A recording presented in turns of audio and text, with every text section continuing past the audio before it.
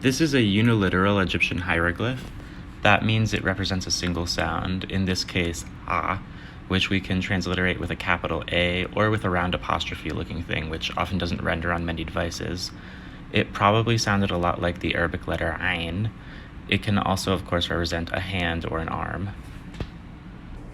This is the Egyptian hieroglyphic for the vulture. It's also a uniliteral, which means it represents a single sound, which is the glottal stop. Today's uniliteral is the reed leaf. It represents the sound E or Y, and it can be transliterated with a Y, J, or I, depending on whose system you're using. Today's uniliteral is the double reed leaf. It also makes the sound E or Y and can be transliterated with an I, Y, or J, depending on the system you're using. Today's uniliteral is the pair of strokes. It's basically an abbreviation for the pair of reed leaves, and it makes the same sound and can be transliterated the same way. Today's uniliteral is the quail chick.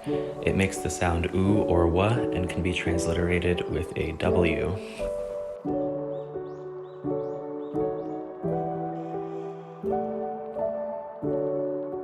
Today's hieroglyphic uniliteral is the quail abbreviation. It's an abbreviation for the quail chick, and it makes the same sound and is transliterated the same way.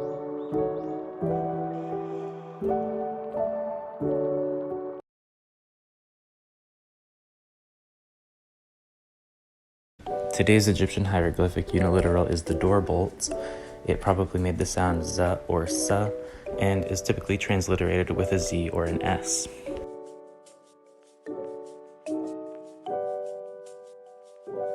Today's hieroglyphic uniliteral is the tethering rope or hobble, and it probably made some kind of ch or t sound.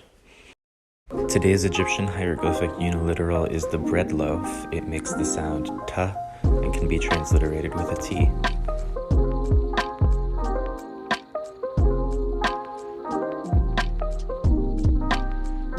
Today's Egyptian hieroglyphic uniliteral is the folded cloth.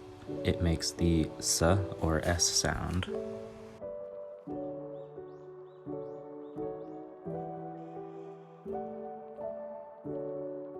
Today's Egyptian hieroglyphic uniliteral is the garden pool. It makes the sh sound and comes in these three varieties. Today's Egyptian hieroglyphic uniliteral is the human mouth. It makes the sound r and can be transliterated with an r.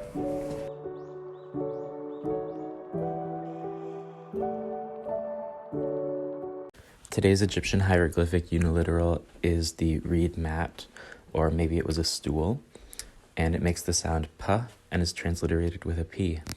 Today's Egyptian hieroglyphic uniliteral is the ripple of water. It makes the sound n and can be transliterated with an n.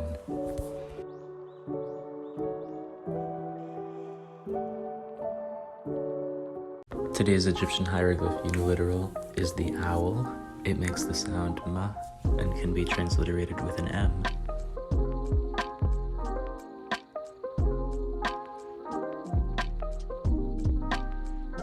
Today's Egyptian hieroglyphic uniliteral is the sloped hill. It makes the sound qa and can be transliterated with a q or a k with a dot under it.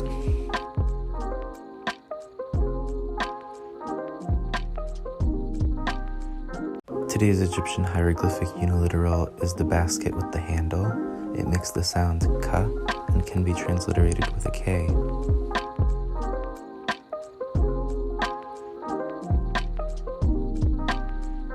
Today's Egyptian hieroglyphic uniliteral is the animal belly and tail.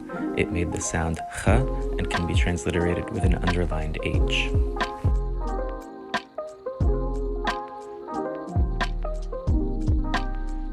Today's Egyptian hieroglyphic uniliteral is the sieve or placenta. We don't really know what it was, and it probably made the sound kha.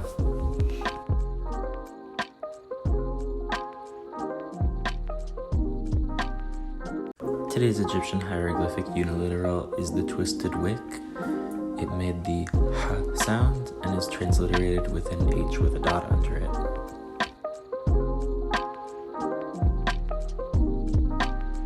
Today's Egyptian hieroglyphic uniliteral is the reed shelter, or the house, and it made the sound h and can be transliterated with an h.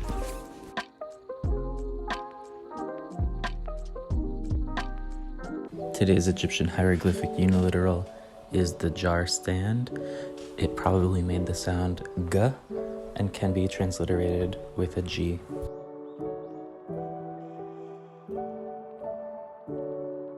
Today's Egyptian hieroglyphic uniliteral is the viper. It makes the sound th and can be transliterated with an f.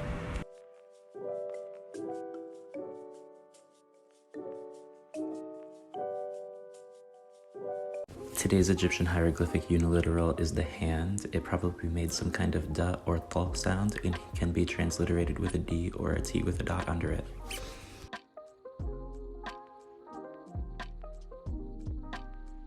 Today's Egyptian hieroglyphic uniliteral is the cobra.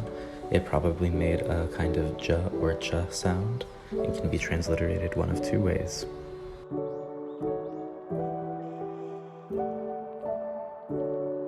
Today we have the final Egyptian hieroglyphic uniliteral. It is the lion, and it makes the L sound and was mainly used for writing foreign words and names like Cleopatra and Alexander.